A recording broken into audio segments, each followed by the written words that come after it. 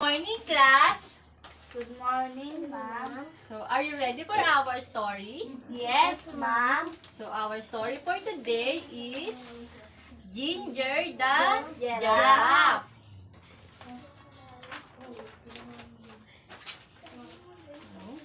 Once upon a time, there was a giraffe named Ginger. Ginger lived in Kenya, a country in Africa. So based from the pictures, The sunny it is a day. sunny day. So the Africa have dry season. So like all giraffes, Ginger had a long neck and long legs. Because she was too tall, she was able to eat food from the very tops of the trees in the savanna. The savanna in Africa is an area with a lots of trees, and some trees, sometimes savanna called grassland. The other animals like zebras and antelopes could not reach where Ginger could reach. But Ginger always found the food. She loved the leaves and the new buds of the trees.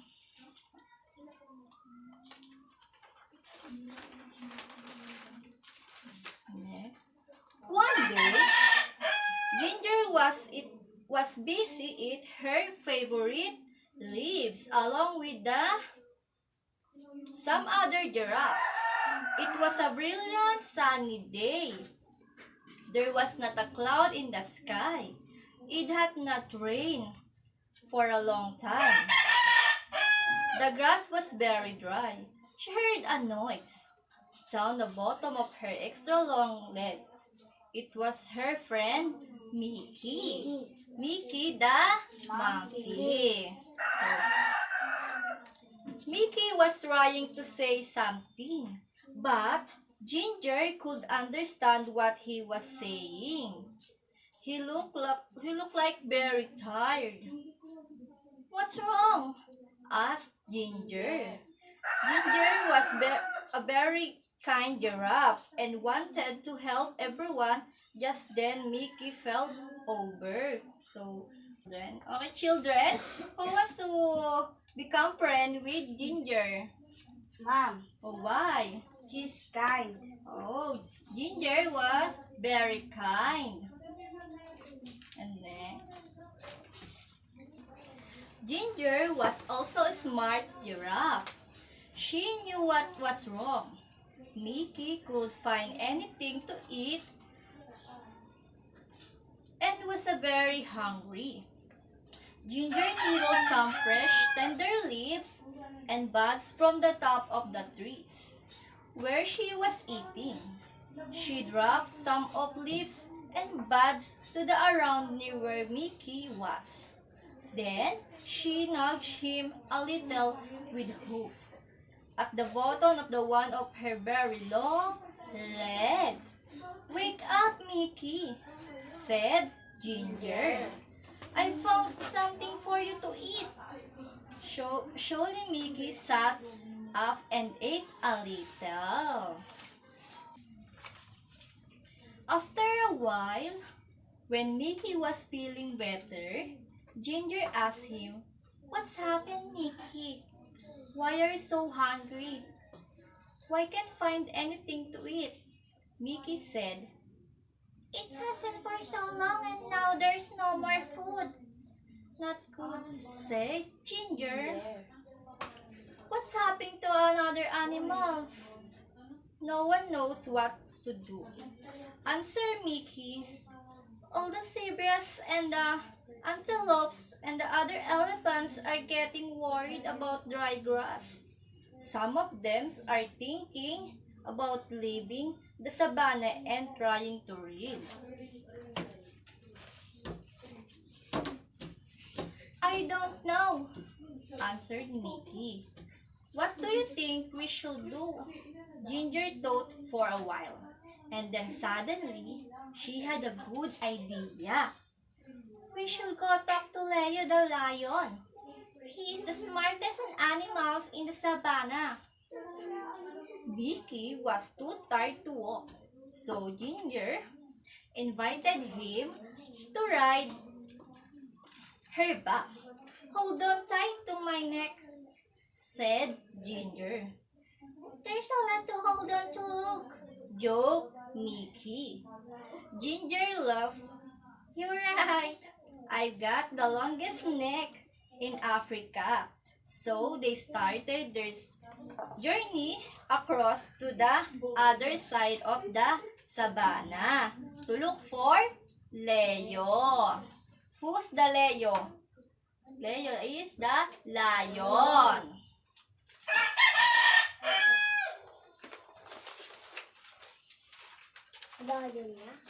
Next. Ginger and Mickey were in luck. Leo was sitting up on the rock, and he was really easily see as they walked through the grass. "Hi, Leo!" the boat shouted. Leo had been napping and was grumpy when they woke him up, but he was polite and said, "Hello, Ginger and Mickey. Why did you walk the whole way across the savannah?" "Just to wake me up." But he was joking. He had a smile on his face. Mickey says, "There's no food left on the savannah because it's been so dry," said Ginger. "Do you have any ideas?" Leo thought for a while. He said, "There's nothing we can do about the rain. It will come soon.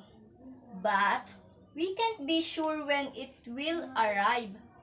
When the rain comes, all the plants will grow again.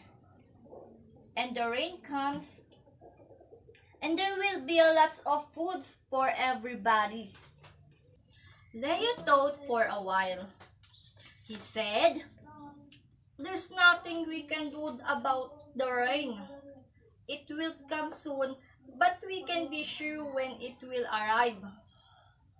When the rain comes, all the plants will grow again, and there will be a lot of foods for everybody."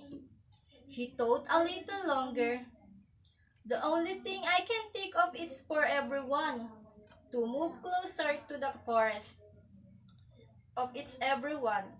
He continued, "There will be more things to eat there, but I know it's a long trip, and it will not be very easy. It might take days to get there."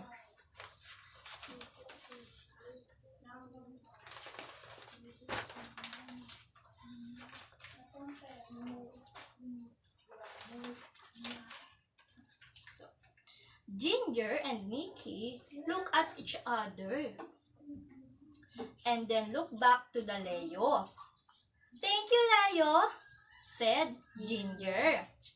"It's probably best if they all try to get closer to the jungle." They said goodbye and then walked back across the savannah. Now, they need to gather all the animals together to start the long journey. Ginger didn't need to eat along the savannah. She had plenty of foods in her high trees, but she was a good friend and wanted to help as much as she could. They walked towards her favorite trees, and guess what Mickey saw? She saw a lot of other animals like elephants and zebras and antelopes, and also the eagle. All of the animals were already gathered there and waiting for Ginger and Mickey. "Why are you talking us to the edge of the jungle?" said one of the zebras. "How did he know?" asked Mickey. He heard you talking with the Leo, said of the antelopes. So, you've all decided to try to walk together to the jungle? Asked Ginger. Yes, yes, they all answered. If you help us to get there, added one of the elephants. Of course, I'll help, said Ginger. I'm your friend. So, Ginger was a very, very kind of friend.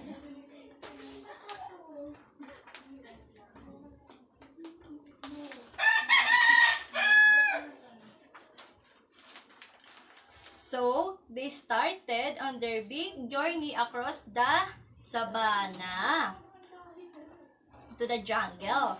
The sun was so hot, and there was no food, and no place to get in drink because the dry season, so there's no more water around them. And then they heard it was a thunder. It was very scary to the animals of the savannas. Can you guess why? Fire! Fire! Sometimes the lightning fire.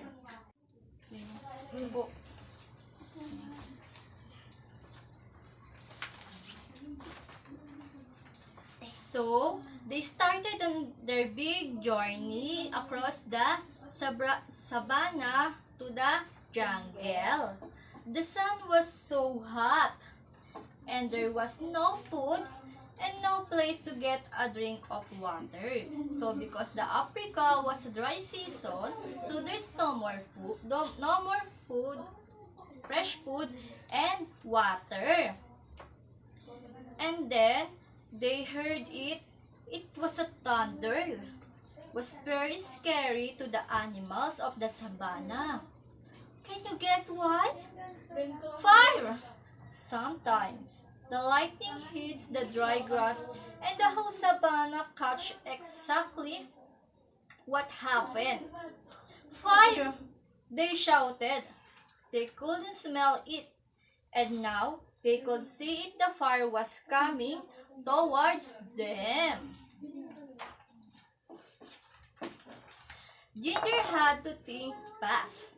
Because she was too tall, she could see further than any other animals. She stretched her long neck up as far as she could see the fire.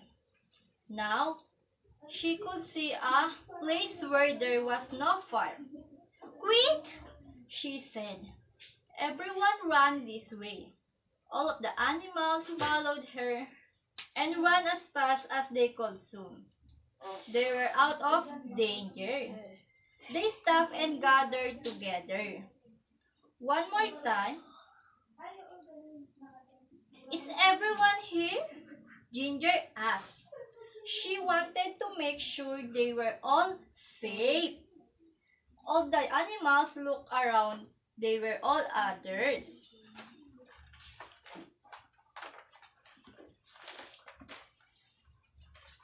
And then, the most wonderful thing happened.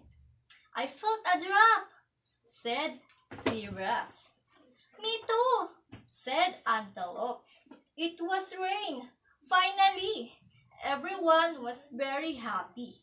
It started to rain a little more. The rain put on the fires so they didn't have to run. And the rain filled their watering holes and made the plants grow again. So, they didn't have to make that long trip to the edge of the jungles. Everyone would soon have enough food and water. So, Ginger, the giraffe, went back to her favorite place and tree and continued to munch on the leaves and buds. And that's the ending of the story.